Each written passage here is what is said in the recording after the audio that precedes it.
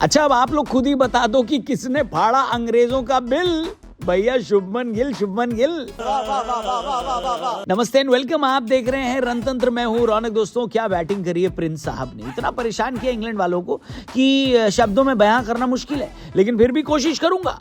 अगर शुभमन गिल मुगल काल में होते तो अंग्रेज अपना सामान बेचने इंडिया ना आ पाते। अगर शुभमन गिल 1900 के आसपास पैदा हुए होते तो अंग्रेज हमारे ऊपर 1947 तक राज न कर पाते। अगर गिल साहब आजादी के आसपास रहते तो कोहिनूर हीरा अंग्रेजों को इंग्लैंड न ले जाने देते। और अगर शुभमन गिल आमिर खान की पिक्चर लगान में होते तो अंग्रेज लोग दुगना लगान लेना तो छोड़ो, ये डिसाइड कर रहे होते कि भुवन की टीम को कितना लौटाना है और आर्टिफिशियल रेन कैसे करवानी है। मतलब भाई साहब क्या खेला है भैया शुभमन गिल ने। देखकर आधा लीटर खून बढ़ गया भाई साहब मेरा। तो भैया गिल सेंचुरी तो पहले दिन ही मार चुके थे, यानी अगर वो सिर्फ बल्लेबाज की तरह खेल रहे होते तो उनका काम कल ही पूरा हो गया था। लेकिन अब उनको कप्तानी ड्यूटी भी निभानी थी और एक बड़ा स्कोर इसलिए जरूरी था क्योंकि पिछले टेस्ट मैच में टीम इंडिया शुरुआत बढ़िया करने के बावजूद दोनों इनिंग में कॉम्प्लेक्स कर गई। शायद इसी वजह से हम पहला मैच हार गए। लेकिन गिल भाई ने कहा होल्ड माई नींबू की शिकंजी, और फिर आते ही जुट गए रविंद्र जडेजा के साथ बढ़िया पार्टनरशिप करने में।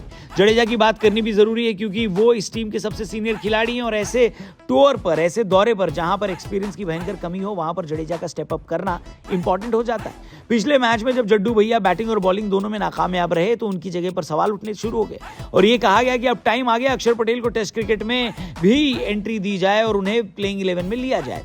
लेकिन जडेजा ने बेहतरीन पारी खेली और चक दे इंडिया में बिंदिया नायक की तरह ये साबित कर दिया कि एक्सपीरियंस प्लेयर की बात ही कुछ और होती है। जडेजा भले ही शतक से 11 रन दूर रह गए हों, लेकिन उन्होंने गिल के साथ डबल सेंचुरी पार्टनरशिप करी। लंच के समय तक टीम इंडिया का स्कोर 6 विकेट के नुकसान पर 419। पहले सेशन में सिर्फ जडेजा का विकेट गिरा। दूसरे सेशन में यही काम वॉशिंगटन सुंदर ने किया और बढ़िया पार्टनरशिप करी कैप्टन के साथ। वॉशिंगटन सुंदर की जगह कई लोग ये कह रहे थे कि कुलदीप यादव को होना चाहिए था। मैं भी यही कह रहा था, बल्कि अभी भी कहता हूं। लेकिन जिस वजह से सुंदर को गौतम गंभीर ने टीम में शामिल किया, यानी बैटिंग वो बेहतर हो जाए, तो वो काम वॉशिंगटन सुंदर ने अति सुंदर तरीके से किया।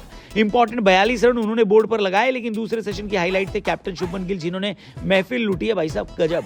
गिल की महानता अब इसी बात से समझो कि आज तक एशिया के किसी भी कप्तान ने सेना देश में जाकर 250 तो छोड़ो, डबल सेंचुरी भी नहीं लगाई थी। लेकिन गिल ने दिखा दिया कि उनको कप्तानी कितनी सूट कर रही है और उनकी बल्लेबाजी जो अभी तक सेना देशों में मजाक का टॉपिक बनी हुई थी, अचानक से उन्होंने इसी बल्लेबाजी से अपने लिए रिस्पेक्ट भी जमा कर ली। चाहे तक टीम इंडिया ने 7 विकेट के नुकसान पर 564 रन बनाए थे। देखना बस यही था कि क्या हमारे निचले क्रम के बल्लेबाज इतना टिक सकते हैं कि कप्तान साहब अपनी ट्रिपल सेंचुरी पूरी कर लें। तीसरे सेशन में गिल की ट्रिपल सेंचुरी देखने के लिए ही स्पेशली हमने ट्यून इन किया था, लेकिन कप्तान साहब 269 पर आउट हो गए। हालांकि ये न सिर्फ गिल का पर्सनल बेस्ट स्कोर है, बल्कि किसी भी इंडियन कैप्टन का टेस्ट क्रिकेट में बेस्ट स्कोर है। इससे पहले कोहली ने बतौर कप्तान 254 रन साउथ अफ्रीका के खिलाफ मारे थे 2019 पुणे में। इंग्लैंड की धरती पर भी ये किसी भी भारतीय का बेस्ट स्कोर है। इससे पहले सुनील गावस्कर ने ओवल में 221 रन बनाए थे। यानी अगर रिकॉर्ड हम जमा करने बैठ जाएं तो भाई साहब फाइलें भर जाएंगी। लेकिन टीम इंडिया ने शानदार प्रदर्शन किया और पहली पारी में 587 रन बनाए। बेसबॉल के खिलाफ यह आज तक किसी भी टीम का हाईएस्ट स्कोर है। इससे पहले पाकिस्तान ने इंग्लैंड के खिलाफ 579 बनाए थे, लेकिन वो भी रावलपिंडी का पाटा मैदान था। इतने बड़े स्कोर का पीछा करने जब इंग्लैंड की टीम आई तो प्रेशर उन पर साफ दिखा। इस प्रेशर का फायदा आकाशदीप ने तीसरे ओवर में उठाया और डबल विकेट मेडन ओवर डाल दिया। दोनों ओपनर अंडा देते हुए मैदान से बाहर चले गए।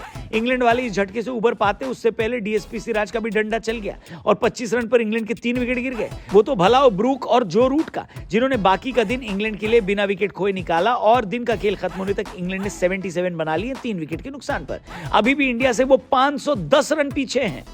मतलब बॉस, यहां से तो टेस्ट मैच जीतने का सिंपल तरीका यही है कि आप जल्दी से जल्दी इंग्लैंड को ऑल आउट करो और फॉलो ऑन देकर ये टेस्ट मैच निपटा दो। क्या लगता है आपको, इस टेस्ट मैच में अब टीम इंडिया की जीत पक्की है या फिर अभी भी आपको थोड़ा थोड़ा डाउट है? जो भी लगे आपको कमेंट करके जरूर बताना। चैनल को सब्सक्राइब करके जाना। जल्दी मिलते हैं। Thank you for watching. Goodbye. जय हिंद।